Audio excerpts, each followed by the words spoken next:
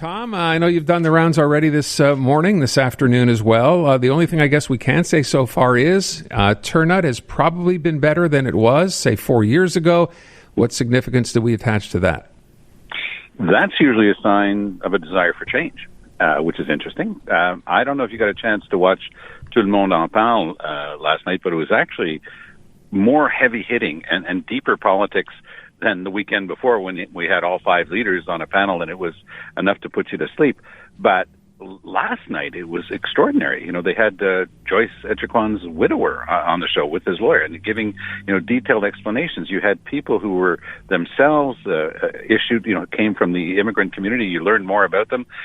Maria Orsini is one of the best loved and known Quebec actresses, and she said, well, her dad's family from Italy gave some of the background. Her mom's family from Scotland, and she just went through it, and it was very simple.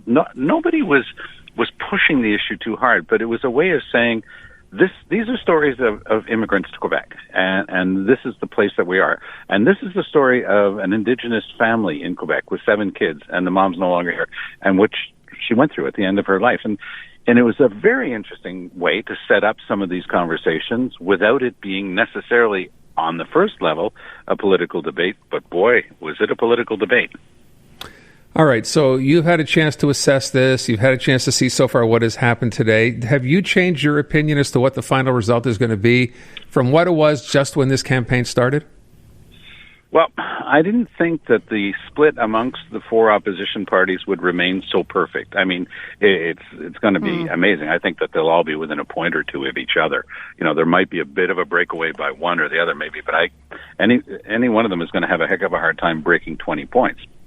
And they'll probably, most of them, be in the 15 to 17% range. Although, there could be a surprise, as Chantal Hébert said on that show last night, because she opened it up with a really interesting conversation with the former mayor of Quebec City, Régis Lebaume, and that was one for the ages too. I mean, they were hard hitting. But she said, wouldn't it be amazing if somehow Legault wound up with a minority? So I think that is a bit of a pipe dream, because the way the votes are set up under our current system, which we call the first past the post system, you're going to see people win tonight with 22, 23, 24% of the vote in the riding. That's what happens when things are split that way in 5 ridings. So I will safely predict that there will be a couple of totally unexpected wins by one or the other parties. That their candidate will just cross the finish line, one nose ahead, the first past the post in that riding. But it's a system that was designed to produce majorities, and it's a system designed mostly for a 2, maybe 3-party system. But when you wind up with 5 parties, 4 of them splitting the vote, you've got a party like Legault's CAQ, if the polling is to be believed, that could quite easily wind up with a crushing majority, even though they only get about a third of the vote. I got to say, I love Chantal Hébert and I love her optimism, but I think that's probably not what's going to actually happen. But let's talk about some of those. I hate to, I don't ever want to contradict her. She's brilliant. No, she really is super smart on this stuff. But she said it with a smile, as if to say, well, yes, it would at least be interesting. I think that what she was trying to say, too, is that, when you observe this stuff, you don't like it to be so predictable. That's why at the beginning, when we've been watching, for example, places like Eastern Quebec, Gaspé, Matapedia, places like that, saying, okay, there are more fights going on, the Magdalen Islands after that terrible storm. Nothing's been decided in advance in quite a few of those ridings, but overall, I think that the safe prediction is the one that we've been hearing nonstop. Well, and we love a good fight, right? I mean, that's what we live for in this. But will those Liberal strongholds remain so? Will Dominique Anglade win her seat even? I have a feeling that all the information I've been able to see is that she'll be able to hold her seat. But I think that of the 5 parties, I've been doing some TV in front of a polling station in Mount Royal, and of course it was exactly right now that the fire trucks decided to pull out. I thought that was you speeding. I'm sorry. Go ahead. But of the 5 party leaders, only 2 are shoo-ins. I think that Gabriel Nadeau-Dubois, given his writing's history and his performance, and François Legault, are both shoo-ins in the riding. But I think the 3 of the party leaders are going to be in, tougher fights. I would include Anglade in that. And, of course, Éric Duhaime up in Quebec City, he's running in what's called Chauveau riding.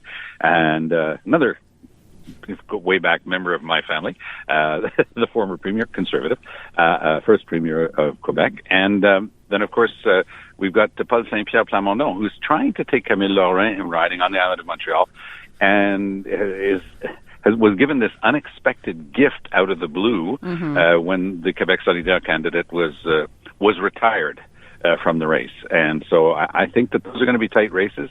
Will all three of them make it to the finish line? Quite possibly, but it's not impossible that one or the other get tripped up just before the finish line. Yeah, it's funny, you talk about that riding where Paul Saint-Pierre Plamondon was running, where, of course, the other candidate, the CAQ candidate, ended up being tossed out of the race. Who thought you'd ever get a bonus like that? It's kind of like you're going to vote because you feel bad for the candidate who had their leaflet stolen from their mailbox, right?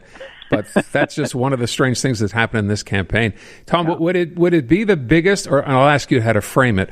You mentioned, of course, Eric Duhem in Chauveau, and what looked like, I don't know, even halfway through the campaign, like the Conservatives, at least in that Quebec City riding where so much of their interest was focused, would do well there. And now I'm hearing, well, doesn't mean anything, because the suggestion is, and I heard a couple of people say this, he might not win, they might not win any seats, 0 seats with that percentage of the vote. No, and it served his purpose overall to show himself in a statesman-like pose. But he was very statesman-like over the weekend, talking to his supporters, who can be a little bit more prompt to agitate and to react strongly to different things. And he said, look, this is our system, and we're going to have to live with the result, and I want you to live with the result, whatever it is on Monday night. So I thought that was pretty classy. And we'll see whether or not, he had anything to worry about. There is still some talk that at the beginning we were talking about both ridings. According to the polling, it looks like there's only a real chance in one of those two. But again, Quebecers can be very unique in their way of approaching things, and there's been no sense of excitement about anything at all in the Legault campaign so far. So might that mean some people might change their mind at the last minute? I was listening with great interest to, as you read the text messages that you were getting prior to my piece a little earlier in the afternoon, and the young gal calling in from off island, and I'm sort of going, okay, if this is really an indication that there are that many people who are heading into the polling station not sure who they were going to vote for, I really wish we had the American system where you do exit polls, and you can get a better sense of what they actually did with that vote once they had gotten to the polling station. It's fascinating, isn't it? Huh? Yeah. Yeah. It's absolutely fascinating. And even though I love analyzing this stuff and commenting on it, and there are some parts of that puzzle right now that we'll only know about, probably somewhere in the 9:30 or 10 o'clock range tonight. Oh. We got to get Tom in on our bet. Hold on, let me get him in on the pool. I'm 9:08, Tom. That's what I. What time you call it? So we have Jim Menny at 8:37. I'm in at 8:41. Natasha at 9:08. When do you think we'll call this election? I'll say 9:30.